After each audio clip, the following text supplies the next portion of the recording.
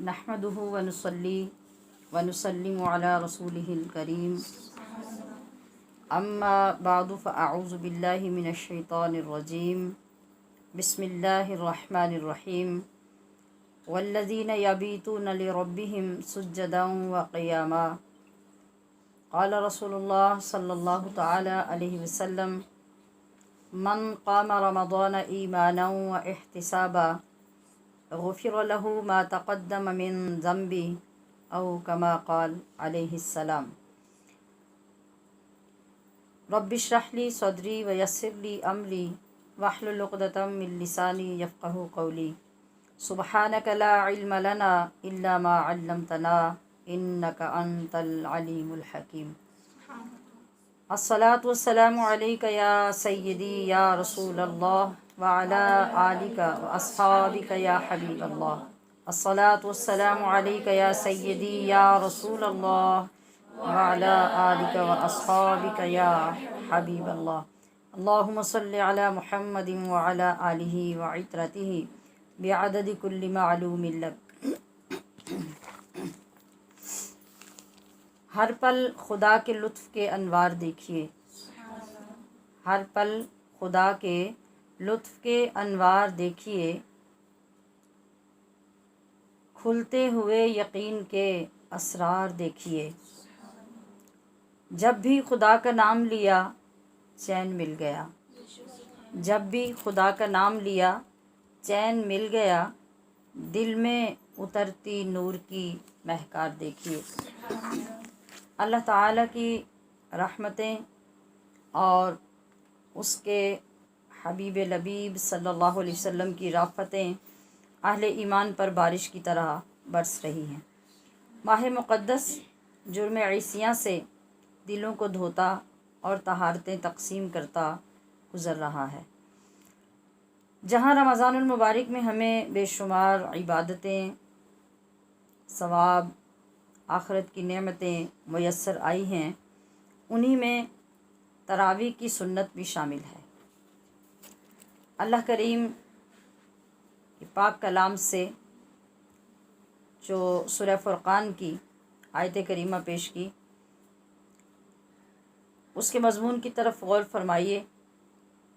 इरशाद बारी ताला है वल्लज़ीना यबीतूना लिरब्बिहिम सुज्जदन व क़ियामा। और वो लोग जो रातें गुजारते हैं अपने रब के लिए सजदों की हालत में और क़याम करते हुए। इस मज़मून का पस मंज़र यूँ है कि अल्लाह पाक अपने बंदों की, जो रहमान के बंदे हैं, जिनको एक मकाम क़ुर्ब नसीब हो जाता है, एक ख़ास निस्बत अता हो जाती है, जब उनका ज़िक्र फरमाता है तो इसी से पीछे वाली आयत में इरशाद होता है व इबादुर रहमानिल्लज़ीना यमशून अलल अर्दि हौना, कि जो रहमान के बंदे हैं उनकी सिफ़ात ऐसी हैं, उनकी शान ऐसी है, उनके अंदर वक़ार ऐसा है, हया ऐसी है कि जब वो ज़मीन के ऊपर चलते हैं तो होले होले से चलते हैं, नरमी से पैर रखते हैं। उनके पैरों की धमक और तकब्बुर और गुरूर लोगों को परेशान नहीं करता, बल्कि हौना, बहुत नरमी से अल्लाह की ज़मीन पे चलते हैं। और व इज़ा ख़ातबहुमुल जाहिलूना क़ालू सलामा, और जाहिलों से जब मुखातब होना पड़ता है तो बहस मुबाहिसे में पढ़ के अपना वक्त ज़ाया नहीं करते, बल्कि दूर से ही उनको सलाम कह देते हैं। और जब उनकी रातें आती हैं तो वल्लज़ीना यबीतूना लिरब्बिहिम सुज्जदन व क़ियामा, वो फिर अपने रब के हजूर अपनी रातें यूँ गुजारते हैं कि कभी सजदे में पड़े नज़र आते हैं, कभी क़याम में खड़े नज़र आते हैं।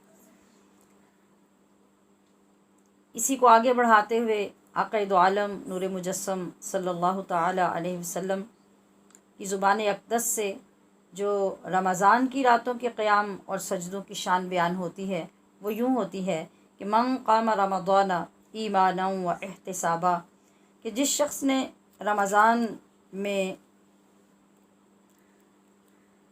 ईमान की हालत में और अल्लाह की बारगाह से सवाब की उम्मीद रखते हुए क़याम किया, गुफ़िर लहु मा तक़द्दमा मिन ज़ंबिह تو اس کی بدولت اللہ کریم اس کے پچھلے صغیرہ گناہ معاف فرما دے گا۔ پچھلے کئی دنوں سے تراویح کے متعلق مختلف جزیات میں سوال کیے جا رہے تھے، تو سوالات کی نوعیت یہ بتاتی ہے کہ آج کل ہمارے لوگوں کے اندر یہ مسئلہ بہت طول پکڑتا جا رہا ہے اور ایک سیریس ایشو بن رہا ہے۔ اس لیے ضروری ہے کہ ہم آج کی ساری گفتگو اس خوبصورت عبادت پر اور اس سے متعلق کچھ لوگوں کے کانسیپٹ جو کلیئر نہیں ہیں ان کو کلیئر کرنے کی کوشش کریں اور اس کی فضیلت کو بیان کریں۔ کچھ چیزیں توجہ سے سننے والی ہوں گی جن کا علم سے تعلق ہوگا۔ کوشش تو میری بہت ہوتی ہے کہ میں چیزوں کو بہت سہل، بہت سلیس، بہت آسان کر کے آپ کی خدمات میں پیش کروں اور وہ ابحاث نکال دوں جن کے ساتھ آپ کا تعلق نہیں ہوتا، تاکہ مسئلہ سمجھ آ جائے، کانسیپٹ کلیئر ہو جائے، نہ کہ ہم عبارات کی بحث میں پڑے رہیں۔ مجھے امید ہے کہ آپ تھوڑی سی توجہ کے ساتھ جب سماعت فرمائیں گے تو انشاءاللہ العزیز بہت آسانی ہو جائے گی۔ تو تراویح کے متعلق ہم یہ جاننا چاہتے ہیں، ایک تو یہ ہے کہ تراویح کی حیثیت کیا ہے، پھر اس کا حکم کیا ہے اور اس کی تعداد کیا ہے۔ مین یہ چیزیں ہیں، باقی چھوٹی جزیات اس کے اندر ہیں، وہ انشاءاللہ بیان کے اندر شامل ہو جائیں گی۔ اللہ تبارک و تعالیٰ نے جہاں اس ماہ مبارک میں دن کی عبادت روزہ قرار دیا، اس ماہ میں اللہ کی پسندیدہ ترین عبادت بندے کی طرف سے ہے قرآن کریم کی تلاوت کی جائے، اس طرح کے ختم قرآن ہو، جیسا کہ آقا صلی اللہ علیہ وسلم ہر رمضان المبارک میں جبریل امین کے ساتھ ختم قرآن فرمایا کرتے، اور آخری رمضان المبارک میں آپ نے 2 مرتبہ حضرت جبریل امین کے ساتھ قرآن کریم کا دور فرمایا۔ کیونکہ یہ مقدس کتاب اسی مہینے میں نازل ہوئی ہے، تو ختم قرآن کرنے والا اس پورے ماہ اور پھر اس کتاب کی تمام برکات کا وارث ہو جاتا ہے۔ اسی ماہ کی عبادات پر ہمارے باقی سارے سال کی عبادات کا دار و مدار ہوتا ہے۔ گزشتہ دنوں میں عرض کیا تھا میں نے کہ یہ ایک روحانی ورکشاپ ہے، ہم سے مجاہدہ کروایا جا رہا ہے، ہمیں سکھایا جا رہا ہے۔ تو اگر ہم نے اس کا اثر قبول کر لیا اور اگر ہم اس کے ساتھ سنجیدہ ہو گئے، ہماری روحوں کو روشنی مل گئی، تو یقیناً آگے آنے والے جو 11 مہینے ہوں گے ان میں اس ماہ مبارک کی عبادات کا اور مجاہدوں کا اثر ضرور نظر آئے گا۔ اگر راتوں میں جاگنے سے آپ کو محبت ہو گئی تو پھر اگلے مہینوں میں بھی آپ کا دل کرے گا کہ آپ جاگیں اور کبھی رات میسر آ جائے جس میں رب سے کچھ راز و نیاز ہو جائیں، کچھ سجدے ہو جائیں، کچھ قیام ہو جائیں، کچھ تلاوتیں ہو جائیں، کچھ تسبیحات ہو جائیں۔ تو اس طریقے سے ہم اگر اگلے مہینوں میں دیکھتے رہیں گے تو کہیں نہ کہیں شوق سے کی ہوئی عبادت دوبارہ ہمیں عبادت کے ساتھ منسلک ضرور کرے گی۔ اب تراویح کو اللہ کریم نے رات کے ساتھ مخصوص کیوں فرمایا، اسے سمجھنے سے بھی ایک لذت حاصل ہوتی ہے۔ دن کی عبادت روزہ ہے، ہم صبح صادق سے پہلے نیت کرتے ہیں اور پھر دن بھر روزے کی حالت میں کھانے پینے اور بہت سے کاموں سے گریز کرتے ہوئے ہم دن گزارتے ہیں۔ ہم اپنی صحت، اپنی طبیعت، اپنے جسم کو محسوس کرتے ہیں جب افطاری کے بعد ایک مرتبہ ہمارا جسم کمزور اور نحیف محسوس ہونے لگتا ہے، کچھ کمزوریاں محسوس ہوتی ہیں اور تھکاوٹ محسوس ہوتی ہے۔ جب پورے دن کے بعد ہم کھانا کھاتے ہیں تو جسم کے اوپر ایک بوجھ پڑتا ہے، اس وقت جسم تقاضا کرتا ہے کہ بس اب مجھے آرام کرنا چاہیے، اور ہم بچ بچا کے آرام کے پیچھے لگے بھی رہتے ہیں کہ ہمیں جلدی تراویح نہ پڑھنی پڑے، جلدی نماز کا وقت نہیں ہو جانا چاہیے، اذان نہیں ہو جانی چاہیے، ابھی تو ہم سنبھلے بھی نہیں، افطاری سے اور عشاء ہو گئی۔ یہ اپنی اپنی کیفیات ہے۔ اب جسم تقاضا کرتا ہے آرام کا، اللہ یہ چاہتا ہے کہ میرا بندہ اپنی عادتیں بدل لے میرے لیے، میری عبادت کے لیے، اور پھر جب اپنی عادت بدل کر میری عبادت کو ترجیح دے گا تو اس کے اندر وہ ملکوتی صفات پیدا ہوں گی، اس کے اندر نورانیت پیدا ہوگی، اور اس کی وہ شان بڑھے گی، وہ مقام بڑھے گا جو میں فرشتوں کے اندر دیکھنا چاہتا ہوں، وہاں اس کے اعلانات کرنا چاہتا ہوں، ان کو اس کی شان دکھانا چاہتا ہوں۔ تو اللہ کریم نے خود سے ہی ہمارا نصاب مقرر کیا اور پھر اس پہ چلنے کا ہمیں حکم بھی دیا، اور مختلف انداز سے رغبتیں بھی دی۔ تو سنت مبارکہ کی عادت کو پختہ کرنا بھی مقصود تھا، لہٰذا دن میں جو روزہ رکھا وہ تو تھا فرض۔ اب جو رات آ رہی ہے اللہ کی فرض کی ہوئی عبادت کے بعد، اب اللہ چاہتا ہے کہ اب میرے محبوب کی طرف بھی متوجہ ہو، اور میرے محبوب کی بھی کچھ عادتوں کو اور اس کی پسندیدہ چیزوں کو بھی اپناؤ اور اس کو خوش کرو، کیونکہ میری عبادت کے بعد جو تمہیں قبولیت کا درجہ ملے گا وہ تو تبھی ملے گا جب اس کے اندر میرے حبیب کی سنت، محبت، عشق، غلامی شامل ہوگی۔ تو موطا امام مالک میں حدیث پاک ہے جو نبی کریم صلی اللہ علیہ وسلم نے ارشاد فرمایا کہ ان اللہ فرض لکم صیامہ، اے میری امت، اللہ کریم نے تمہارے لیے اس مہینے کے روزے فرض کیے، پھر اپنی طرف متوجہ فرمایا محبت کے ساتھ، اور فرمایا کہ وَسَنَنْتُ لَكُمْ قیامہ، اور میں نے اس مہینے کا قیام تمہارے لیے اپنی سنت بنا دیا۔ رب نے روزے فرض بنا دیے اور میں نے تمہارے لیے قیام اس ماہ مبارک کا سنت بنا دیا۔ یعنی قیام کون سا ہے؟ وہ قیام اللیل جو رمضان کی رات کا قیام ہے، جس کو ہم تراویح بولتے ہیں۔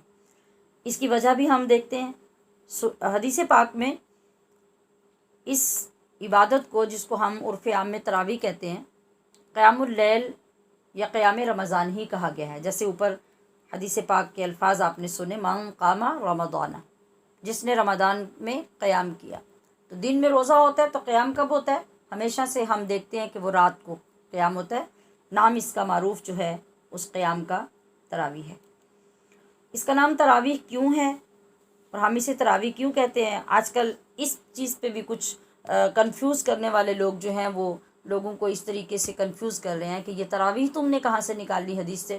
حدیث پاک میں تو تراویح کا کوئی لفظ ہی نہیں ہے، حدیث پاک میں تو قیام اللیل کا یا قیام رمضان کا لفظ ہے، تو یہ تو تمہاری اپنی گھڑی ہوئی چیزیں ہیں، اور تعداد بھی تمہاری اپنی گھڑی ہوئی ہے، اور یہ سب بھی تمہارا اپنا گھڑا ہوا ہے۔ دیکھیے اصطلاحات جو ہوتی ہیں وہ زمانے کے ساتھ ساتھ اپنی لینگویج کے مطابق، اپنے طریقے کے مطابق تبدیل ہوتی رہتی ہیں، زمانوں کے مطابق بھی تبدیل ہوتی رہتی ہیں۔ مثلا آج کے دور میں ایک لفظ استعمال ہوتا ہے شریعت کا، ایک لفظ استعمال ہوتا ہے طریقت کا۔ یہ کہاں سے آئی ہیں؟ طریقت کیا نبی کریم صلی اللہ علیہ وسلم کے زمانے کے بعد آ کے کہیں سے نکلی ہے؟ نہیں، وہاں آپ صلی اللہ علیہ وسلم کی بارگاہ، آپ کا مقام، آپ کی صحبت اور وہ زمانہ، آپ کی تعلیمات وہ کیا تھیں؟ بیک وقت مرج البحرین، ایک ہی جگہ پہ طریقت اور شریعت کے سمندر بہہ رہے تھے۔ مگر جب زمانہ بدلتا گیا، لوگوں کے مزاج بدلتے گئے، تعلیمات میں فرق آتا رہا، دین سے لوگ پیچھے ہٹتے گئے، اللہ والوں سے پیچھے ہٹ کے شیطان سے دوستیاں ہوتی گئیں، تو جو شریعت اور طریقت تھی وہ بھی شعبوں میں تقسیم ہو گئی۔ یہ شعبہ باطن کا ہو گیا، یہ شعبہ ظاہر کا ہو گیا، اس کا نام شریعت ہو گیا، اس کا نام طریقت ہو گیا۔ حقیقت میں کیا ہے؟ حقیقت میں وہ ایک ہی تعلیم ہے، ایک ہی چیز ہے جو آقا علیہ الصلوۃ والسلام کی بارگاہ سے بیک وقت صحابہ کرام کو ملا کرتی تھی۔ آپ اس بات کو سمجھ سکیں کہ اس کے اندر کوئی نئی چیز ایڈ نہیں کی گئی، بس اس کی کیفیت کے مطابق نام رکھ دیے گئے ہیں۔ کچھ عرصہ قبل میں ایک مرتبہ کسی ڈاکٹر کے ہاں میڈیسن کے لیے گئی، تو کچھ لوگوں کو عادت ہوتی ہے بلا وجہ اپنے شعبے کی بات کو چھوڑ کے دوسری بات میں مصروف ہونا اور اگلے بندے کو مرعوب کرنے کی کوشش کرنا۔ تو وہ موصوف بھی کوئی ایسا ہی مزاج رکھتے تھے۔ تو کہنے لگے کہ یہ آپ لوگ نماز کیوں پڑھتے ہیں، نماز کیا ہوتی ہے؟ میں نے کہا کیا مطلب؟ کہتے پورے قرآن شریف میں تو نماز کا کوئی لفظ ہی نہیں ہے، قرآن شریف میں تو صلاۃ کا لفظ ہے، آپ لوگ نماز کیوں پڑھتے ہیں؟ تو میں نے کہا آپ روزہ کیوں رکھتے ہیں؟ کہتے ہیں کیا مطلب؟ میں نے کہا یہ وہی مطلب ہے جو آپ کے سوال کا مطلب ہے، قرآن کریم میں تو کہیں روزے کا ذکر نہیں ہے، وہاں تو صوم کا ذکر ہے، تو آپ روزہ کیوں رکھتے ہیں؟ اگر صوم کے لفظ کے بعد آپ روزہ رکھتے ہیں اور اس کو ٹھیک عبادت سمجھتے ہیں، تو اسی طرح ہم صلاۃ کو پڑھ کے اس کا ترجمہ نماز کے ساتھ کر کے نماز پڑھتے ہیں، تو وہ بھی درست عبادت ہے۔ اب رہی تراویح، تو تراویح جو ہے وہ اس کی جو پریکٹیکل صورت ہے نا، جو ہم اس قیام کے درمیان کرتے ہیں، اس کرنے کی جو کیفیت ہے اور وہ جو پریکٹیکل ہے، اس کا نام تراویح ہوگا۔ کیسے؟ تراویح جمع کا صیغہ ہے جس کی واحد ترویحتن ہے، جو عام لہجے میں ترویحہ بولا جائے گا، یہ واحد ہے، اور تراویح یہ جمع ہے۔ تو جمع کا اطلاق عربی زبان میں 3 اور 3 کے اوپر کے اعداد پہ ہوتا ہے، 3 سے کم پہ نہیں ہوتا۔ آپ نے دیکھا، آپ نے جو گردانیں پڑھی عربی میں، وہاں تثنیہ کا صیغہ بھی ہوتا ہے۔ اردو لینگویج اور اردو گرامر جو آپ نے پڑھی یا انگلش کی پڑھی، تو وہاں پہ ایسا نہیں ہوتا، جبکہ عربی میں واحد، تثنیہ اور پھر جمع، تو 2 کے لیے تثنیہ بولا جاتا ہے، 1 کے لیے واحد، اور 2 سے اوپر یعنی 3 اور 3 سے اوپر تک پھر جمع، اور جمع کی پھر اقسام آ جاتی ہیں، جمع قلت ہے، جمع کثرت ہے، وہ جمع الجموع ہے، یہ مختلف اقسام آ جائیں گی۔ تو یہاں جو تراویح ہے یہ ترویحہ کی جمع ہے۔ تو میں نے آپ کو یہ ایک نقطہ بتایا، اس کو ذہن میں رکھیے کہ جمع کا اطلاق 3 اور 3 سے زیادہ پہ ہوتا ہے۔ تو ترویحہ کیا ہوتا ہے؟ ترویحہ جو اس نماز کے اندر مقرر کیا گیا وہ ہے 4 رکعت کے بعد جو سنت طریقہ ہے یا صحابہ اکرام کا جو طریقہ رہا ہے، اور تسلسل کے ساتھ جو اکابر کا طریقہ رہا ہے، کہ 4 تراویح پڑھنے کے بعد اس میں کچھ راحت حاصل کی جائے، آرام کیا جائے، اپنے آپ کو ریلیکس کیا جائے، اور پھر اگلی نماز شروع کی جائے، مطلب 4 کے بعد والی۔ تو یہاں لفظ کیا بولا جاتا ہے؟ تراویح۔ ہم جو اپنی اردو میں بولتے ہیں نا تراویحاں پڑھنے جا رہی ہے، تراویحاں کوئی اصل نہیں ہے، اصل لفظ تراویح ہی ہے، یہ ہم اپنی غلطی کی وجہ سے جو ہم لفظ کو بگاڑتے رہتے ہیں، اس وزن پہ ہم اس کو تراویح بولتے ہیں۔ اصل ترویحہ کی جمع تراویح، تو ہمیں جو لفظ بولنا چاہیے وہ یہی بولنا چاہیے کہ ہم تراویح پڑھ رہے ہیں۔ ایک ترویحہ 4 رکعت کا، 2 ترویحیں پھر 4 کے ہو گئے، تو ان 2 کے اوپر جمع کا اطلاق ہوگا۔ میں نے عرض کیا کہ نہیں، توجہ رکھیں اور ذرا مستعد ہو کے بیٹھیں۔ 2 ترویحوں پر جمع کا اطلاق نہیں ہوگا۔ یہاں بحث کیا ہے؟ 8 تراویح کی اور 20 تراویح کی۔ تو جب ہم تراویح کا لفظ دیکھتے ہیں اپنی کتب کے اندر، اپنے اکابر کے طریقے کے اندر، ان کے بولے جانے والے الفاظ کے اندر، تو تراویح کا لفظ جو ہے وہ 8 تراویح پہ صادق ہی نہیں آتا۔ یہ ایک آسان سی دلیل ہے۔ جب 3 پر اطلاق ہونا ہے تو 12 تراویح ہوں گی، پھر تو 12 کا تو کوئی جھگڑا ہی نہیں ہے، جھگڑا ہے 8 اور 20 کا، تو پھر 12 کو تو نکال دیں گے، تو آگے جب جا کے اس کا اطلاق مکمل ہوگا وہ 20 پہ ہوگا، اور 20 تراویح میں 5 ترویحیں آئیں گے، یعنی اس کے آخر پر بھی جب ہم آرام حاصل کریں گے اور پھر اس کے بعد وتر پڑھیں گے، تو اس طریقے سے یہ 5 ترویحیں بن جائیں گے۔ اس کے بعد علماء کرام نے ایک آسان فہم تصریح اس کی یوں بھی فرمائی ہے کہ چونکہ اس نماز کے اندر قرآن پڑھنا مقصود ہے اور قرآن پڑھنا پسندیدہ عمل ہے، کہ اس میں قرآن کریم پڑھا جائے، اس کی تلاوت کی جائے، تو ہمیشہ سے علماء کا، اولیاء کا، اکابر کا، محدثین کا، ائمہ کا، سب کا یہ طریقہ رہا کہ جب تراویح پڑھتے اور وہ ہر رکعت میں 1 رکوع قرآن کریم کا تلاوت کرتے، یعنی جہاں جہاں پر رکوع کے نشانات دیے گئے ہیں وہ ایک اندازہ ہوا، رکوع کے نشانات تو بعد میں لگے لیکن اندازہ جو تھا اسی پر رکوع کے نشان لگے گے، تو جب ان رکوعات کی گنتی کرتے ہیں تو یہ رکوع 540 بنتے ہیں، ٹھیک ہے۔ اور 27ویں شب کو قرآن کریم مکمل کرنے کا تواتر کے ساتھ عمل چلا آ رہا ہے۔ جب ہم ان کو 27 پر 540 کو تقسیم کرتے ہیں تو جو ہمارے پاس حاصل جواب آتا ہے وہ یہی آتا ہے کہ ہر روز اگر 20 رکوع تلاوت کیے جائیں تو 27ویں شب میں 540 رکوع جا کے پورے ہو جاتے ہیں، جس سے ایک اور دلیل مضبوط ہوتی ہے کہ تراویح 8 نہیں ہیں بلکہ 20 ہیں۔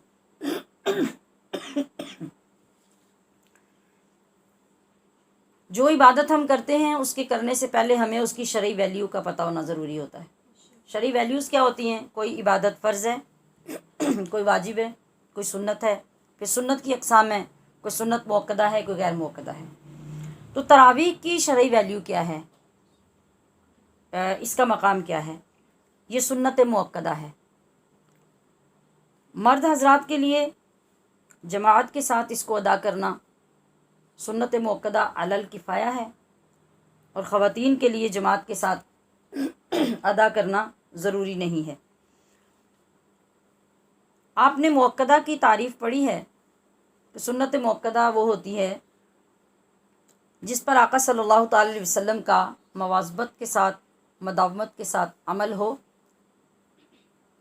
اور کہیں ایک آدھ بار آپ علیہ الصلوۃ والسلام نے کسی وجہ سے اس کو چھوڑا ہو، ورنہ مسلسل آپ اس پہ عمل فرما رہے ہوں۔ اور اگر کوئی شخص اس کو چھوڑے تو اس کا گناہ ملے گا، اور انتہائی ناپسندیدہ اللہ کے ہاں ایک غضب کا باعث یہ بات ہوگی کہ آقا علیہ السلام کی سنت مؤکدہ کو انسان چھوڑنے کا عادی بن جائے۔ یہ ترتیب سے سمجھنا ہے، پھر جا کے ہمیں آخر پہ سمجھ آئے گی کہ تراویح کے ساتھ ہمارا سلوک کیا ہونا چاہیے اور ان کے ساتھ محبت کیا ہونی چاہیے۔ ہم نے جب تاریخ کو دیکھا، صحابہ اکرام کے عمل کو دیکھا، آقا علیہ الصلوۃ والسلام کی احادیث کو دیکھا، تو پتہ چلا کہ انفرادی طور پر نبی کریم صلی اللہ علیہ وسلم یا صحابہ اکرام جو نماز ادا کرتے تھے تراویح کی، وہ اپنے اپنے طور پہ، مگر رمضان المبارک میں ایک سال میں ایسا ہوا کہ آپ علیہ الصلوۃ والسلام 23 رمضان کی رات کو باہر تشریف لائے، تو وہاں کافی لوگ جمع تھے، آپ نے ان کو نماز تراویح پڑھائی۔ 24 کی رات میں آپ باہر تشریف نہیں لائے، لوگ انتظار کرتے رہے۔ 25 کی رات کو آپ پھر تشریف لائے، آپ نے پھر نماز پڑھائی۔ 26 کی رات کو آپ پھر نہیں آئے، پھر 27 کی رات کو آپ تشریف لائے، یعنی 3 دن آپ نے ماہ مبارک میں صرف ایک سال میں نماز پڑھائی۔ چوتھا دن جب آیا تو لوگوں کو چونکہ ہر دن میں خبر مل رہی تھی کہ آپ صلی اللہ علیہ وسلم تو اہتمام سے نماز تراویح پڑھا رہے ہیں، تو جب 3 دن لوگوں نے پڑھا، پہلے دن لوگ تھے، دوسرے دن خبر ملی تو لوگ اور زیادہ آ گئے، پھر ایک دن گیپ آ گیا، پھر تیسرا دن آیا، پھر لوگ اور زیادہ آ گئے۔ جب چوتھا دن آیا تو اتنی کثیر تعداد لوگوں کی تھی کہ مسجد میں تل دھرنے کی جگہ نہیں تھی، ساری رات لوگ انتظار کرتے رہے، حضور باہر تشریف نہیں لائے۔ آپ نے نماز نہیں پڑھائی، آپ باہر نہیں تشریف لائے۔ پھر آپ علیہ الصلوۃ والسلام نے صبح کی جب نماز کا وقت ہوا تو تشریف لائے، آپ نے صبح کی نماز پڑھائی، تو ارشاد فرمایا کہ ایسا نہیں ہے کہ مجھے تمہارے آنے کی خبر نہیں تھی، اور جتنی کثیر تعداد میں تم لوگ جمع تھے میں اس سے بے خبر تھا، ایسا ہرگز نہیں تھا۔ اس کے باوجود میں باہر کیوں نہیں آیا، میں نے تم لوگوں کو نماز کیوں نہیں پڑھائی؟ اس لیے وَلَكِنِّي خَشِيتُ أَن تُفْتَرَضَ عَلَيْكُمْ، مجھے یہ ڈر ہوا کہ اتنے اہتمام اور اتنے شوق سے تم جمع ہوئے اور پھر اس طرح ہر روز میں نے نماز پڑھانی شروع کر دی تو کہیں تمہارے اوپر یہ نماز فرض نہ ہو جائے۔ اس ڈر کی وجہ سے میں نے پھر چوتھے دن آ کر تم لوگوں کو نماز نہیں پڑھائی، تمہارے اوپر آسانی کی وجہ سے۔ اب جو 3 دن آپ تشریف فرما ہوئے اور آپ نے جو نماز پڑھائی، تو یہیں پر یہ بات سن لینی چاہیے کہ ان 3 راتوں میں آپ نے کتنی تراویح پڑھائیں۔ تو حضرت عبداللہ ابن عباس رضی اللہ تعالی عنہ روایت کرتے ہیں کہ ان رسول اللہ صلی اللہ علیہ وسلم کان یصلی فی رمضان 20 رکعتاً والوتر۔ یہ کون روایت کر رہا ہے؟ حضرت عبداللہ ابن عباس رضی اللہ تعالی عنہ، کہ آپ نے جن راتوں میں نماز پڑھائی ان میں آپ نے 20 رکعت رمضان کی نماز اور اس کے بعد 3 رکعت وتر پڑھائے۔ پھر حضرت جابر بن عبداللہ روایت کرتے ہیں قال خرج النبی صلی اللہ تعالی علیہ وسلم ذات لیلۃ فی رمضان، رمضان کی ایک رات میں آپ صلی اللہ تعالی علیہ وسلم باہر تشریف لائے، فصلی بالناس 24 رکعہ واوتر بثلاث، آپ علیہ الصلوۃ والسلام نے 24 رکعتیں اور پھر 3 وتر سب کو پڑھائے۔ آپ کیلکولیٹ کریں کتنے ہو گئے، یہ 27 کیسے بن گئے؟ پہلے 4 فرض، پھر 20 رکعت تراویح، کتنے ہو گئے؟ 24، اور پھر 3 رکعت وتر۔ یہ آپ نے کل نمازیں پڑھائیں، اور یہی تھا کہ ایک رات میں، تہائی رات میں، پھر آدھی رات میں، پھر سحری کے قریب جا کے، یعنی وقت بھی تبدیل کر کے آپ نے نماز پڑھائی۔ ہر کام میں کتنی زبردست حکمت ہے۔ آج یہ آپ کا عمل آج کے تمام لوگوں کے سوالات کا جواب دے رہا ہے۔ جو سوال کرنے والے ہیں کہ یہ عشاء کے وقت پڑھی جائے، رہ جائے تو لیٹ پڑھی جا سکتی ہے، سحری میں پڑھی جا سکتی ہے کہ نہیں، تو آپ علیہ الصلوۃ والسلام نے پڑھائی اس انداز سے کہ آپ نے وقت تبدیل فرمائے جو پوری رات کو حاوی ہو گئے، جس سے ثبوت یہ ملا کہ عشاء کے بعد سے لے کے سحری تک آپ کسی بھی وقت میں تراویح کی نماز پڑھ سکتے ہیں۔ اب یہاں تک تو ہمیں یہ سمجھ آ گئی کہ آپ علیہ الصلوۃ والسلام نے 20 رکعت نماز ہی پڑھائی اور 20 ہی رکعت تمام لوگوں نے آپ کی اقتداء میں پڑھی۔ میں نے ایک لفظ بولا تھا کہ تراویح سنت مؤکدہ ہے، اور مؤکدہ کی مختصر تعریف بھی بتائی۔ جب کہ ہم یہ سن رہے ہیں کہ آقا علیہ الصلوۃ والسلام نے تو صرف 3 راتیں نماز پڑھائی، مؤکدہ کیسے بن گئی؟ مؤکدہ کے لیے تو ضروری تھا کہ مواظبت ہوتی۔ آپ ہمیشہ جب بھی رمضان المبارک آتا، جس طرح ہم ہمیشہ ہر رمضان میں تراویح کا اہتمام کرتے ہیں، تو آقا علیہ الصلوۃ والسلام نے بھی تراویح کا حکم اور روزے کا حکم آنے سے وصال تک مسلسل اس پہ عمل کیا ہوتا، جب کہ ایسا نہیں ہوا۔ یہ آپ کے لیے یعنی طالبات کے لیے سمجھنے کی بہت امپورٹنٹ بات ہے۔ جبکہ حکم تراویح کا یہ ہے کہ یہ سنت مؤکدہ ہیں، اور عمل مبارک دیکھا جائے تو سنت مؤکدہ بنتی نہیں ہے۔ پھر اس کو سمجھیں گے کیسے؟ اس طرح کہ سنت مؤکدہ پہ دوام جو ضروری ہے، جو مواظبت ضروری ہے، تو اس دوام اور مواظبت کی 2 صورتیں ہوتی ہیں۔ ایک صورت ہوتی ہے دوام حقیقی، دوسری کا نام ہوتا ہے دوام سوری۔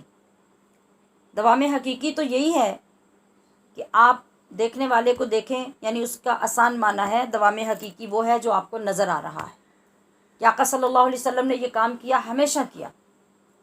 جب تک آپ تشریف فرما رہے، آپ صحابہ کے اندر ظاہری طور پر صحابہ دیکھتے رہے کہ آپ نے ہمیشہ یہ کام کیا اور کبھی بھی آپ نے ترک نہیں فرمایا۔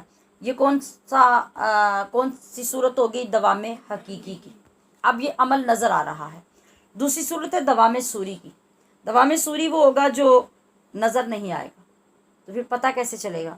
پتہ اس طرح چلے گا کہ آپ صلی اللہ تعالی علیہ وسلم کے انداز مبارک سے، آپ کی چاہت سے، آپ کے خیال سے، آپ کے اظہار سے، جو آپ کے مزاج آشنا غلام ہوں گے یا آپ کے اہل بیت ہوں گے، وہ پہچانیں گے کہ آقا علیہ الصلوۃ والسلام کو یہ بات کتنی پسند ہے اور آپ یہ چاہتے ہیں کہ یہ کام مسلسل کیا جائے۔ یہ کون سی صورت ہو جائے گی؟ یہ دوام سوری کی صورت ہو جائے گی۔ اب یہ دوام نظر تو نہیں آ رہا، لیکن قرائن سے پتہ چل رہا ہے کہ آقا علیہ الصلوۃ والسلام کو یہ کتنا محبوب ہے۔ تو اب حضرت عمر فاروق رضی اللہ تعالی عنہ نے آپ کے اس مزاج کو جو سمجھا، آپ کی چاہت کو جو دیکھا، تو اس کے مطابق آپ نے کیا کیا؟ حضور صلی اللہ تعالی علیہ وسلم تو جب تشریف لے گئے، آپ کا وصال مبارک ہو گیا، حضرت ابو بکر صدیق رضی اللہ تعالی عنہ جب خلیفہ اول بنے، تو یہ بات ہمیں ہمیشہ پیش نظر رکھنی چاہیے کہ آپ جن ہنگامی حالات میں خلیفہ اول بنے اور پھر خلافت کی مسند پر بیٹھتے ہی جو کچھ آپ کو درپیش تھا، جو معاملات اور جو جنگیں اور جو دیگر فتنے اور ان کا جو سامنا تھا، اور پھر مختصر سا وقت جو آپ کی خلافت کا تھا، آپ کا تو وہ انہی کو سنبھالنے میں گزر گیا۔ مطلب آپ فرض کریں کہ ایک ادارہ ہے نا، کوئی بھی انسٹیٹیوٹ ہے یا آپ کا ادارہ ہے، تو بعض اوقات حالات اس طرح کے ہوتے ہیں کہ ہم ایک چیز کو روٹین سے لے کے چل نہیں سکتے۔ ابھی بھی جیسے دیکھیں آج کل جو وائرس کی وجہ سے جو حالات ہیں، تو ہنگامی طور پہ کوئی جزوی طور پہ چیز آج ہو رہی ہے، آج پڑھائی جا رہی ہے، کل پڑھائی جا رہی ہے، کوئی آپ کو آن لائن پڑھائی جا رہی ہے، کوئی آنے پہ سمجھائی جا رہی ہے، کوئی میسیج میں، روٹین نہیں ہے، ڈسپلن نہیں رہا، بس ہم گزارا کر رہے ہیں کہ نقصان نہ ہو۔ تو جب حضرت ابوبکر صدیق رضی اللہ تعالی عنہ کو فوری طور پہ وہ حالات پیش آئے، تو ایسے حالات نہیں تھے کہ ہر چیز کو جو نارمل چلنے والی تھی ان کی طرف آپ توجہ دے پاتے اور ان کو آپ اس طریقے سے سیٹل کرتے، اور فوری طور پہ آپ کے سامنے جو چیزیں تھیں، مثال کے طور پہ جو نبی علیہ الصلوۃ والسلام نے جو لشکر تیار کیا تھا جنگ کے لیے بھیجنے کا، آپ کے سامنے وہ مہم تھی کہ جس کو آقا علیہ السلام نے تیار کر دیا ہے، ابو بکر اس کو کبھی نہیں روکے گا۔ تو یہ کتنی بڑی مہم تھی جس کو اتنے شدید ترین حالات میں حضرت ابوبکر صدیق نے ہینڈل کرنا تھا۔ پھر فوری طور پہ زکوٰۃ کا فتنہ کھڑا ہو گیا، پھر دعوی نبوت کرنے والوں کے فتنے کھڑے ہو گئے۔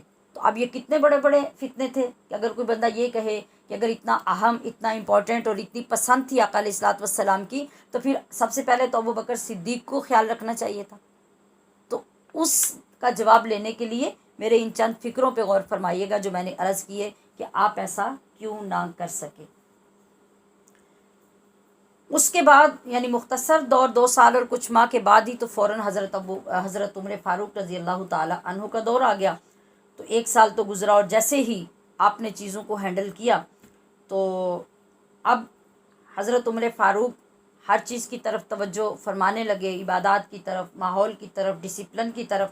تو یہ کون حضرت عمر فاروق تھے، اور پھر ان کے لیے اللہ کریم نے جو کام لکھ رکھے تھے اور آقا علیہ الصلوۃ والسلام کی زبان اقدس سے ان کے لیے جو الفاظ ادا ہو چکے تھے، ان کا اظہار ہونا اور ان چیزوں کا مظہر بننا بھی ضروری تھا۔ تو سنیے حضرت سیدنا فاروق اعظم رضی اللہ تعالیٰ عنہ کے لیے آقا علیہ الصلوۃ والسلام نے کیا فرمایا تھا کہ الحق ینطق علی لسان عمر، کہ حق عمر کی زبان سے بولتا ہے یا عمر کی زبان پر بولتا ہے۔ اور پھر یہ بھی فرمایا کہ لو کان بعدی نبی لکان عمر، یہ فرمان کس ذات اقدس کا ہے؟ جن کی سنت کو حضرت عمر فاروق سمجھ کر جاری فرما رہے ہیں۔ اور پھر ایک جگہ پہ آپ نے ارشاد فرمایا کہ علیکم بسنتی وسنت الخلفاء الراشدین المہدیین، کہ اے میرے صحابہ، اے میری امت، تم پر میری سنت کو اختیار کرنا، مضبوطی سے پکڑنا، تھام لینا لازم ہے، اور صرف میری ذات تک نہیں، وسنت الخلفاء الراشدین المہدیین، اور جو میرے صحابہ ہیں، خلفاء راشدین ہیں، ان کی سنتوں کو بھی اسی طریقے سے تھامنا اور اختیار کرنا ضروری ہوگا جس طرح میری سنت کو، کیونکہ میری سنت ہی پھیل کر ان تک پہنچی ہے اور وہ میری ہی سنتوں کے مظہر ہے۔ اور پھر ان تمام صحابہ میں سے جو امتیاز عطا کیا آقا علیہ الصلوۃ والسلام نے، وہ فرمایا کہ اقتدوا بعدی ابا بکر و عمر، کہ تمہارے لیے لازم ہے کہ میرے بعد ابو بکر اور عمر کی اقتدا کرنا، ان کے پیچھے چلنا، ان کے مقتدی بننا، ان کو امام ماننا۔ یہ میں نے چند احادیث کے الفاظ کیوں سنائے آپ کو، اس لیے کہ یہ جو اختلاف چل رہا ہے، جب صحابہ کرام کا نام لے کے عرض کیا جاتا ہے کہ آپ ان کے تواتر کو دیکھیں، تواتر عملی کو دیکھیں، اور پھر سال ہا سال نہیں صدیوں تک اس تواتر عمل کو دیکھیں کہ وہ کس طریقے سے چلتا رہا، تو آپ اس کا انکار نہیں کر سکتے۔ تو پھر جو ضد پہ اڑنے والے کچھ لوگ ہیں اور سوال پہ سوال کرنا جن کی عادت ہے بغیر سمجھے ہوئے، وہ پھر یوں گویا ہوتے ہیں کہ ہم نے کلمہ نبی کا پڑھا ہے، ہم نے صحابہ کا کلمہ تو نہیں پڑھا کہ ہم صحابہ کی اقتداء کریں۔ تو جس نبی کا آپ نے کلمہ پڑھا ہے، اس نبی کی زبان اقدس یہ فرما رہی ہے کہ الحق ینطق علی لسان عمر، اور وہی نبی ارشاد فرما رہے ہیں لو کان بعدی نبی لکان عمر، اور وہی نبی ارشاد فرما رہے ہیں اقتدوا بعدی ابا بکر و عمر۔ اب کہاں جائیں گے آپ، کس طرح انکار کریں گے؟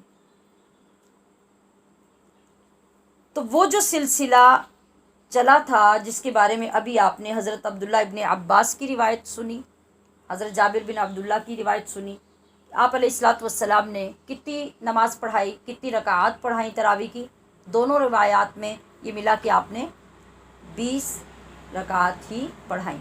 اس کے بعد حضرت سیدنا فاروق اعظم کا اپنا دور، جس میں آپ نے حضرت ابی بن کعب کو مقرر کیا۔ جب آپ نے منتشر ہو کے دیکھا ایک رات میں مسجد میں تو لوگ نماز ادا کر رہے تھے، تو آپ نے فرمایا کہ کتنا ہی اچھا ہو کہ یہ سب لوگ منظم ہو جائیں اور ایک امام کے پیچھے کھڑے ہو کر خوبصورت انداز میں اپنے رب کی عبادت کریں اور نماز پیش کریں۔ تو آپ نے حضرت ابی بن کعب کو جماعت کا حکم دیا۔ تو وہاں پر بھی جو الفاظ موجود ہیں فصلی بہم 20 رکعہ، حضرت ابی بن کعب نے بھی حضرت عمر فاروق کے فرمانے پر ان تمام لوگوں کو جمع کر کے 20 رکعات تراویح پڑھائیں۔ حضرت علی کا دور، تب بھی 20 رکعات پڑھی جا رہی ہیں۔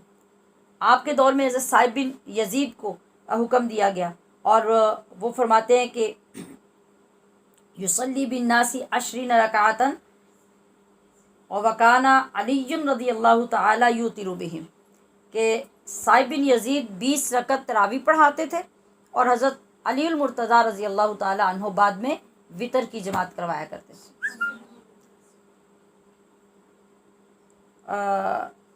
پھر حضرت عثمان غنی کا دور آیا، آپ کے سارے عرصے میں 20 رکعت نماز تراویح پڑھی جاتی رہی۔ حضرت امام اعظم ابو حنیفہ رحمۃ اللہ علیہ کا دور آیا، 20 رکعت نماز پر ہی تواتر رہا۔ حضرت امام شافعی رحمۃ اللہ علیہ، حضرت امام احمد بن حنبل رحمۃ اللہ علیہ، حضرت غوث اعظم رحمۃ اللہ علیہ، حضرت امام غزالی رحمۃ اللہ علیہ، اور آگے تک جتنے بھی اکابر امت گزرے، ان سب کے دور میں 20 رکعت پر تواتر رہا اور کسی نے اس سے اختلاف نہیں کیا۔ آج کچھ لوگ یہ کہتے ہیں کہ آپ لوگ 20 رکعت تراویح پڑھتے ہیں تو مکہ میں تو 8 رکعت پڑھائی جاتی ہے۔ مکہ میں اگر جزوی طور پہ کچھ جماعتیں ایسا کرتی ہیں تو وہ کریں، لیکن حرمین شریفین میں، حرم مکہ میں، حرم نبوی صلی اللہ علیہ وسلم میں تو 20 رکعت کی ہی جماعت ہوتی ہے، 20 رکعت نمازیں ہی پڑھی جاتی ہیں۔ اور فرض کریں اگر آج کے مکہ کی اس بات کو لے بھی لیا جائے تو یہ بتائیے کہ جس زمانے میں مکہ میں حضرت امام شافعی تھے اور وہ 20 رکعت نماز پڑھتے تھے، جس زمانے میں حضرت امام ابو حنیفہ تھے مکہ میں اور وہ 20 رکعت نماز پڑھتے تھے، جس زمانے میں حضرت امام مالک تھے مکہ میں ہوں یا مدینہ میں ہوں اور کتنی رکعتیں پڑھتے تھے؟ 20 رکعتیں پڑھتے تھے۔ اب سوچئے اور غور کیجئے کہ اس وقت کا وہ مکہ افضل تھا جس میں یہ ہستیاں موجود تھیں اور 20 رکعت پڑھتی تھی، یا آج کا مکہ کا دور افضل ہوگا جس میں فتنوں کے سوا کچھ نہیں نظر آتا؟ حتیٰ کہ حرم شریف کی جماعت میں بھی تراویح کی تعداد کو تبدیل کرنے کی سرتوڑ کوششیں کی گئیں، مگر وہاں کے منتظمین اور امامین نے اس پہ اتفاق نہ کرتے ہوئے آج تک 20 رکعت کو ہی جاری رکھا ہوا ہے۔ یہ بھی حقانیت کی بہت بڑی دلیل ہے۔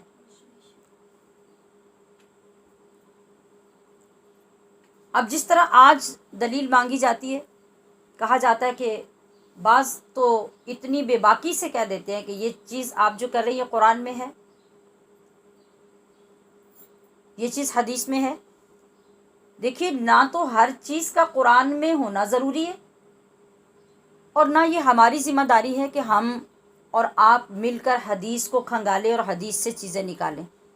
آپ کو نہ حدیث کو کھولنے کا پتہ، نہ اس کو پڑھنے کا پتہ، نہ اس کے ضبط کا پتہ، نہ اس کے اسلوب کا پتہ کہ کسی حدیث کی کتاب میں سے حدیث کیسے لی جاتی ہے، اس کو کیسے سمجھا جاتا ہے۔ تو پھر اتنی بے باکی دین میں کرنا یہ کیسے زیبا ہے؟ یہ اپنے اوپر ظلم ہے، اپنے دین کو، اپنی عبادات کو تباہ کرنے کے مترادف ہے۔ ہماری کیا اوقات، ہمارا کیا مقام ہے؟ آئیے دیکھیے، حضرت امام ابو حنیفہ رحمۃ اللہ تعالی علیہ سے کسی نے دلیل مانگی، اپنے دور کے لوگوں نے، ایسے ہی جیسے آج کے دور میں فتنہ ہے، دلیل مانگی کہ آپ اس کے بارے میں کوئی حدیث دکھائیے جس میں یہ لکھا ہوا ہو کہ 20 رکعت لازم ہے اور 20 سے کم یعنی 8 کا کوئی جواز نہیں ہے۔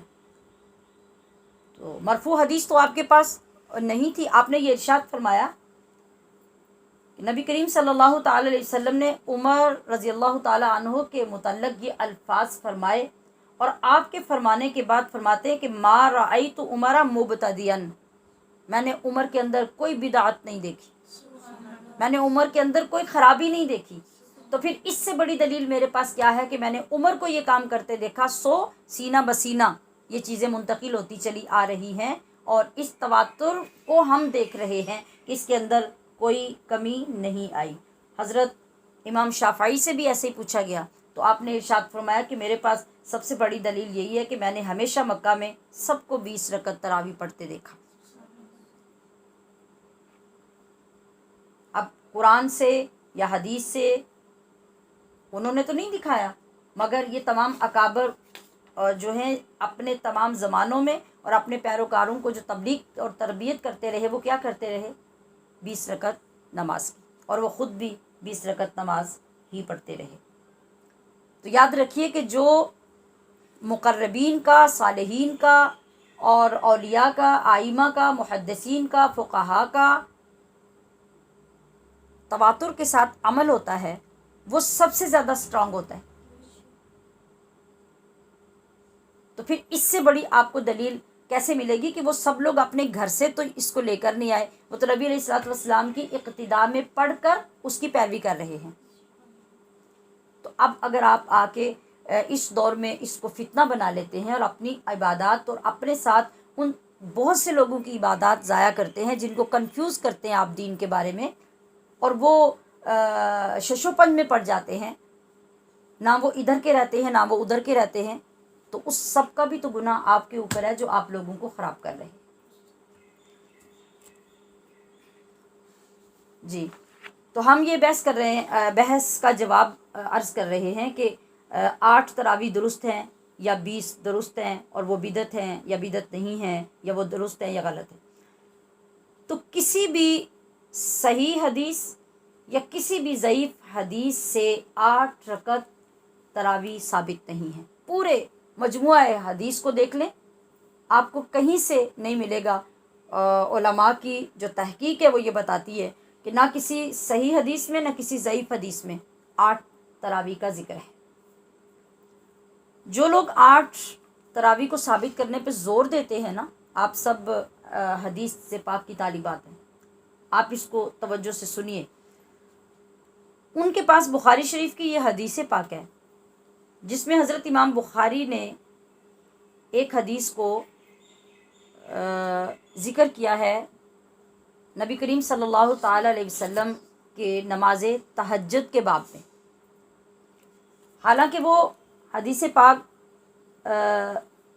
جو تہجد کی حدیث پاک ہے اس کو تراویح کے باب میں ذکر کیا ہے، یعنی رات کے قیام کی وجہ سے چونکہ اس میں مشابہت پائی جاتی ہے، اس لیے حضرت امام بخاری رحمۃ اللہ علیہ کا یہ اسلوب ہے کہ اگر ایک حدیث پاک میں چند چیزوں کا ذکر ہے، مطلب ایک چیز کا تعلق ایک باب کے ساتھ ہے اس کا دوسرے کے ساتھ ہے، تو کبھی وہ پوری حدیث کسی اس مضمون کے تحت لے آتے ہیں جس کے اندر تمام چیزوں کا ذکر ہے، پھر اسی حدیث پاک کو کسی اس باب میں لے جاتے ہیں جہاں اس ایک اکیلی بات کا ذکر کرنا ہوتا ہے اور اس کا ذکر اسی حدیث میں ہوتا ہے۔ تو اس طرح مثال کے طور پہ اگر وہاں پہ بت پرستی کی بات ہے، وہاں پہ اللہ تبارک و تعالیٰ کی عبادت کی بات ہے، یا کسی حرام یا حلال کی بات ہے، تو وہاں حرام بھی ہے، حلال بھی ہے، اللہ کی عبادت بھی ہے، بتوں کی پوجا بھی ہے، تو اب یہ مختلف 4 باب بن سکتے ہیں۔ تو اس حدیث کی ایک بات کے ضمن میں وہاں ضرورت ہے، پھر وہاں ضرورت ہے، پھر وہاں ضرورت ہے، اور ایک باب میں سب کا ذکر ہوگا، تو وہ اس حدیث کو تکرار کے ساتھ وہاں بھی ذکر فرما دیں گے، وہاں بھی، وہاں بھی، وہاں بھی، ٹھیک ہے۔ اسی اسلوب کے مطابق حضرت امام بخاری نے یہ جو حدیث پاک تراویح کے باب میں لائی، وہ اصل میں تہجد کے باب کی حدیث تھی۔ ان لوگوں کو وہاں وہ حدیث نظر آ گئی، پھر یہی حدیث پاک اٹھا کر امام بخاری دوبارہ رمضان کے قیام اللیل میں یعنی تراویح کے باب میں بھی اس کو لاتے ہیں، لیکن وہاں وہی حدیث اختلاف کرنے والوں کو نظر نہیں آ رہی، اور جہاں آپ نے ضمنی طور پہ اس کو ذکر کیا اس کو انہوں نے دلیل بنا لیا۔ پھر اس کے بعد آئیے صحاح ستہ میں سے دوسری بڑی معتبر کتاب جو مسلم شریف ہے۔ مسلم شریف میں جو امام مسلم نے کتاب رمضان اور اس کے تحت صلاۃ التراویح کا ایک پورا باب بنایا ہے، اس پورے باب میں جو تراویح کا باب ہے، یہ حدیث جو حضرت امام بخاری نے لائی جو اصل میں تہجد کے بارے میں تھی، اور یہاں سمجھنے والوں کو یہ غلطی لگی کہ یہ تہجد کی حدیث نہیں، یہ تراویح کی حدیث ہے۔ میں ابھی اس کو ایکسپلین کرتی ہوں۔ تو حضرت امام مسلم نے اپنی مسلم شریف میں پورا ایک باب باندھا جو کتاب الرمضان اور صلاۃ التراویح کے نام سے تھا۔ اس کے اندر یہ حدیث جو امام بخاری لائے ہیں 8 رکعت اور 3 وتر والی، پورے باب میں حضرت امام مسلم نے کہیں اس کا تذکرہ نہیں فرمایا۔ اب یہ بھی تو صحاح ستہ کی معتبر ترین کتاب ہے۔ اگر بخاری شریف میں وہ ایک حدیث جو اصل جگہ پر ہے ہی نہیں، وہ اس کا محل اس لیے نہیں ہے جس لیے حضرت امام بخاری نے ذکر کیا ہے، وہ تو قیام اللیل کے ضمن میں اس کو لائے ہیں، اور وہ قیام اللیل وہ ہے جو آپ صلی اللہ علیہ وسلم سارا سال فرماتے تھے، یا ایھا المزمل قم اللیل الا قلیلا کے تحت۔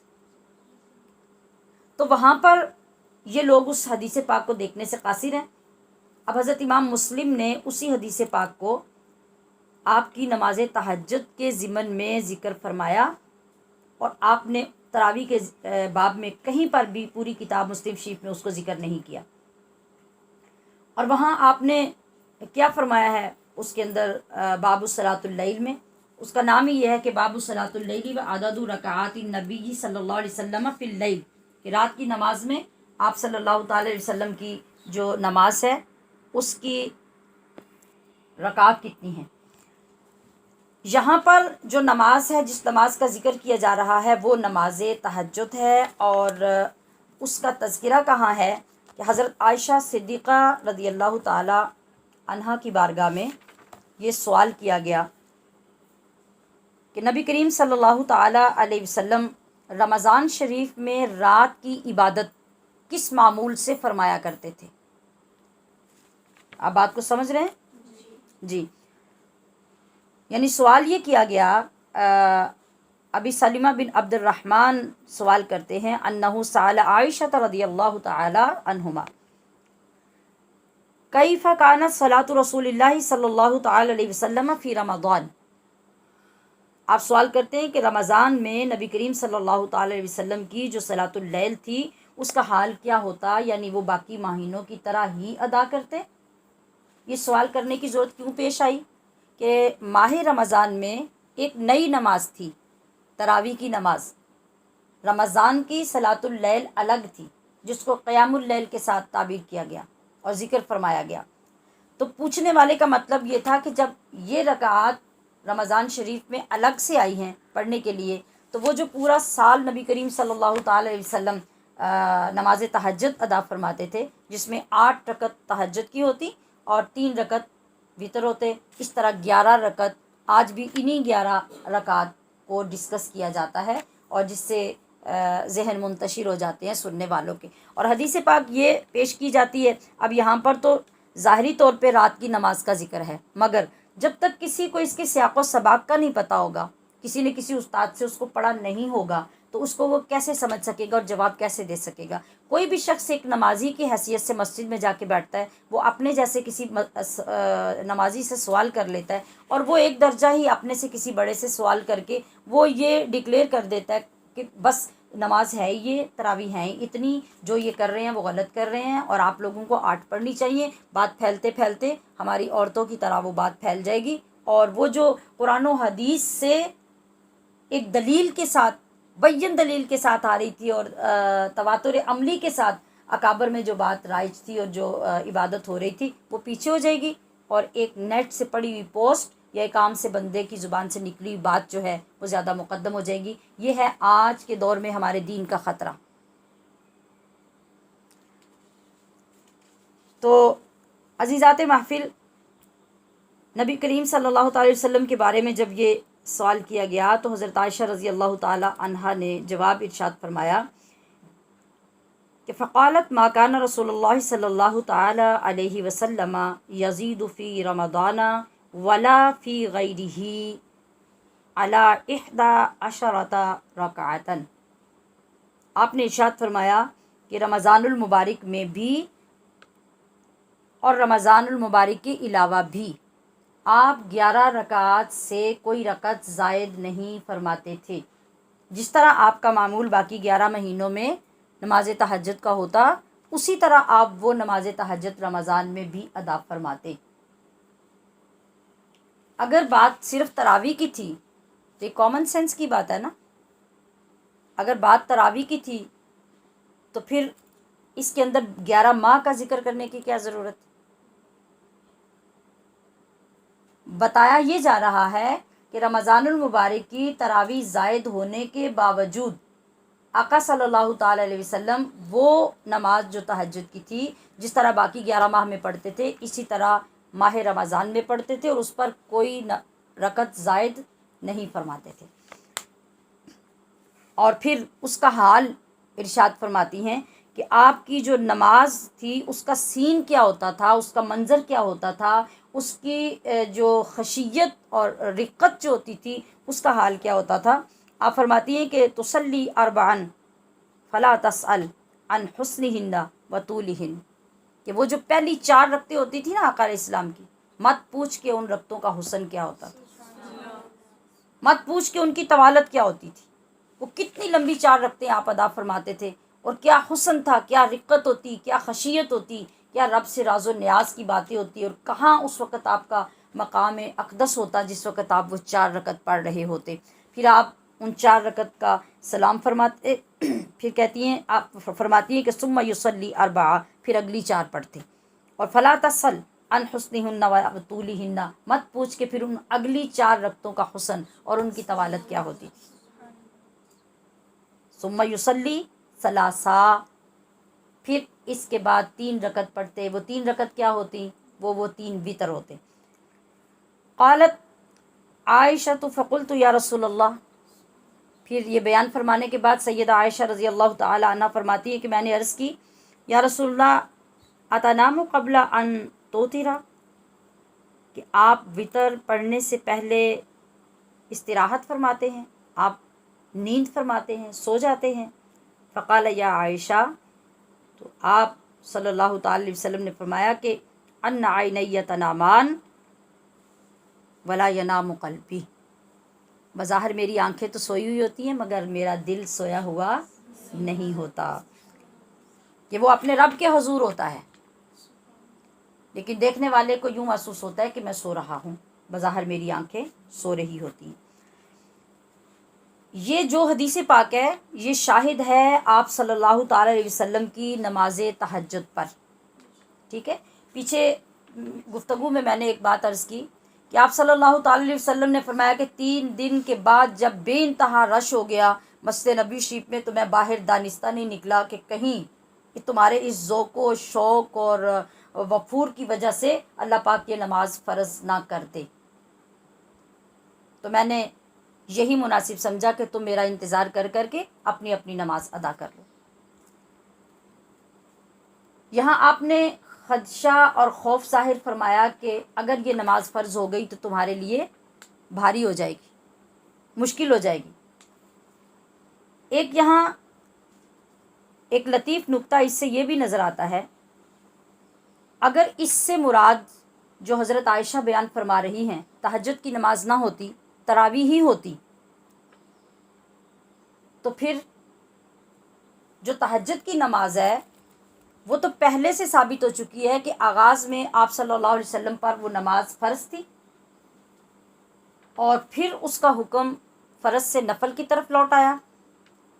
اب جو نماز تہجد ہے وہ نفل نماز ہے، تو فرض سے تبدیل ہو کر وہ تو نفل کی طرف آ چکی ہے، تو جب فرض سے پہلے تبدیل ہو چکی ہے تو اب دوبارہ اس سے خدشہ رکھنے کا کیا معنی ہے؟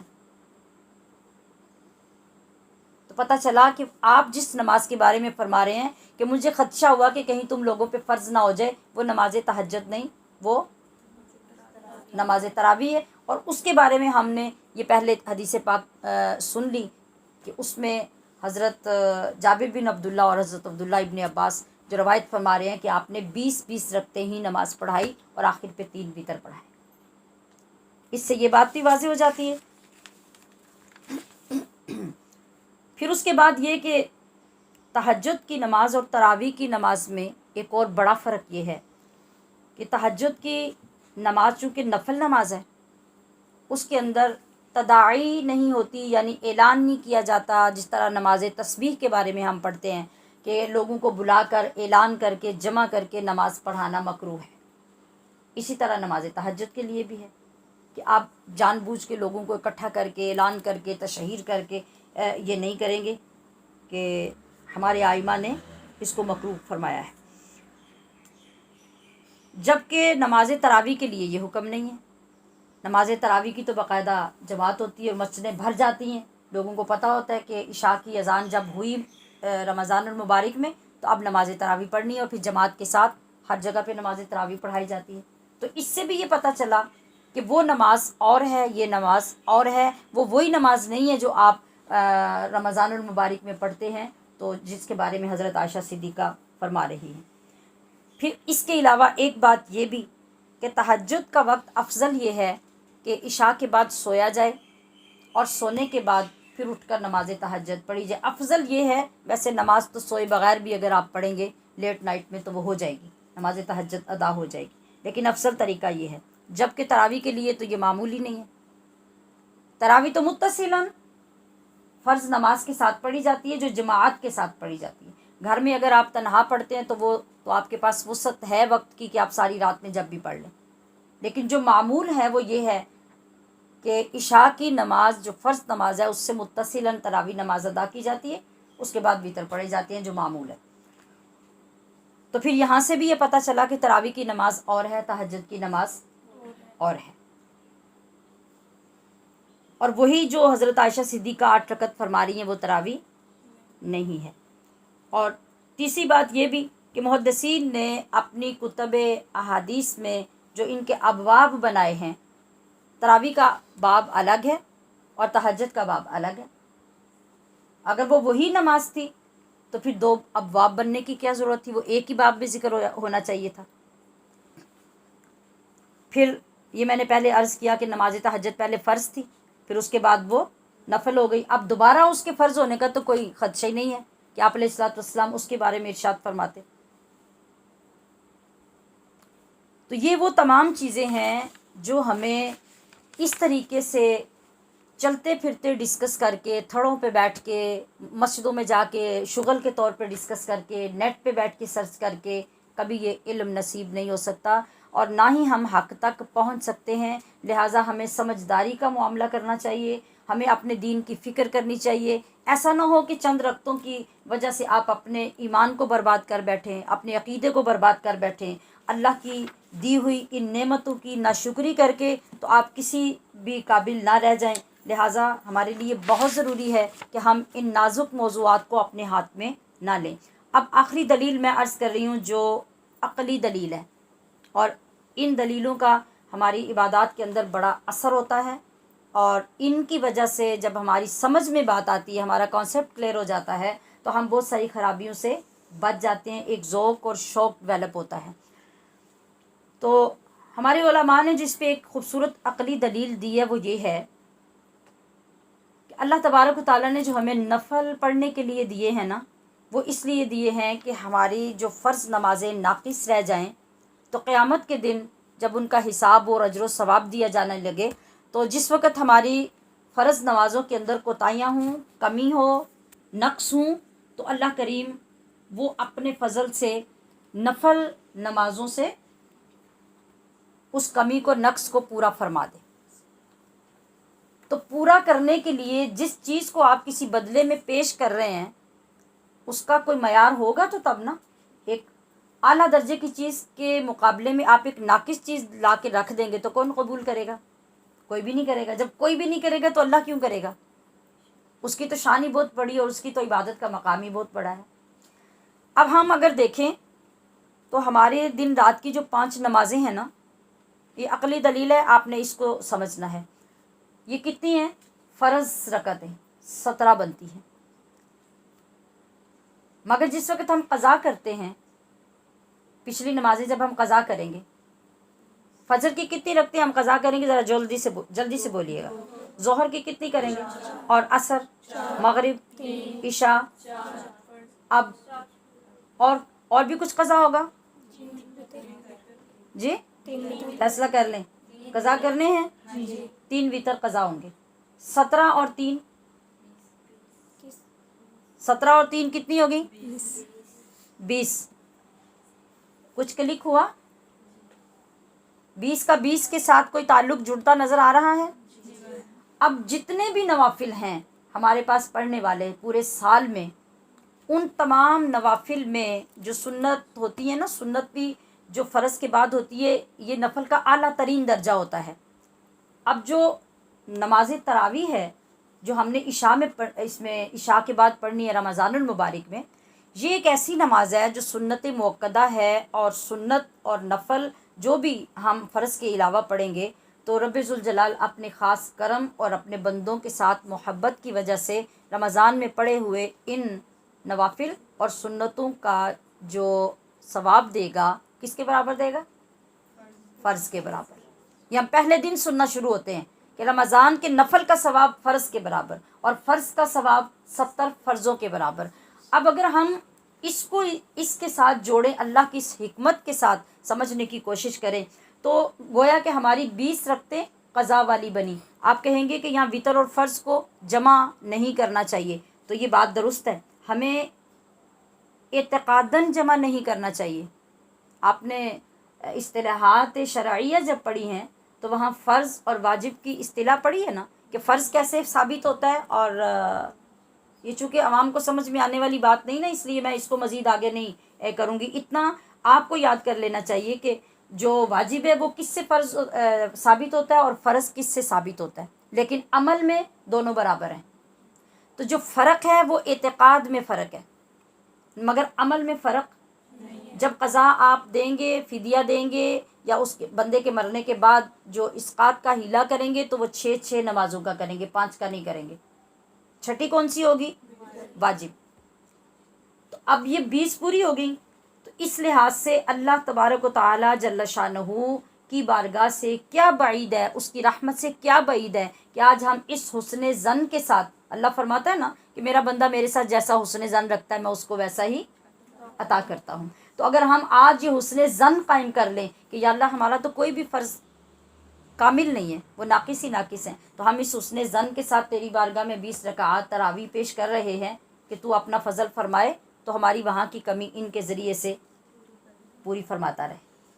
फिर इससे भी बड़ी बात यह है कि रमज़ानुल मुबारक को रब्बे ज़ुल जलाल ने रमज़ानुन शहरुन मुबारकुन फरमाया है। मुबारकुन यानी बरकत वाला। तो बरकत क्या होती है? बरकत उसको कहते हैं, आप थोड़ी सी चीज़ लेके इकट्ठे मोहब्बत वाले लोग बैठ जाते हैं तो जब उठते हैं तो सबका पेट भर जाता है, तो क्या कहते हैं? आप कहते हैं बड़ी बरकत हो गई है। तो बरकत किसको कहा हमने?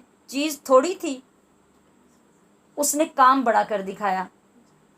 इसी तरीके से कभी कभी थोड़ी सी रकम हमारे इतने बड़े बड़े काम कर जाती है और रकम ख़त्म नहीं होती। बहुत से लोग इसका इजहार करते हैं। تو برکت اس کو کہتے ہیں کہ چیز دکھنے میں تھوڑی ہو، حجم میں، نظر آنے میں وہ تھوڑی ہو، کوانٹٹی میں کم ہو، مگر نفع اس کا بہت زیادہ ہو. بہت سارے مقامات پہ وہ ہمیں نفع پہنچا دے. تو سب سے بڑا نفع، سب سے بڑی برکت کس میں ہے؟ اس نماز میں جو اللہ نے اضافی طور پہ ہمیں رمضان المبارک میں عطا فرمائی.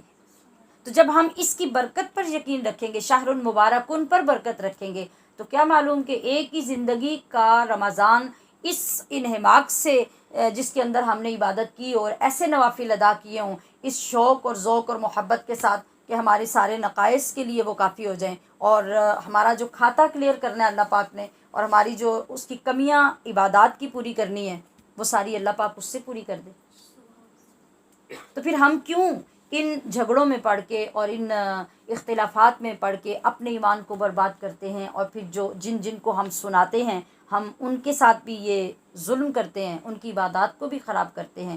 پھر جو دلائل، یہ میں نے پہلے ہی عرض کیا تھا کہ ہم اپنے سننے والے لوگوں کے ذہن کے اور ان کی اپروچ کے مطابق بات کریں گے جتنی آسان ہو کے ہو سکتی ہے. دلائل تو الحمدللہ ان تمام کتابوں میں ہمارے پاس موجود ہیں. اس سے زیادہ اسٹرانگ جس کو اس کے بعد بھی دلائل چاہیے ہوں تو وہ پیش بھی کیے جا سکتے ہیں، لیکن یاد رکھیے کہ شیطان آپ کو اسی راستے پہ لگائے رکھے گا. وہ کبھی مطمئن نہیں ہونے دے گا. بس یہ کہہ دو کہ میں نے اپنے محبوب کی سنت کو بغیر کسی دلیل کے مان لیا اور میں نے وہی کرنا ہے جو میرے محبوب کی سنت ہے، تو پھر اس دنیا میں بھی اس دنیا میں بھی خیر ہی خیر ہے. اللہ کریم ہمیں اپنے اس دین کو اور عظمتوں والے دین کو سمجھنے کی توفیق عطا فرمائے. وآخر دعوانا ان الحمد للہ رب العالمین.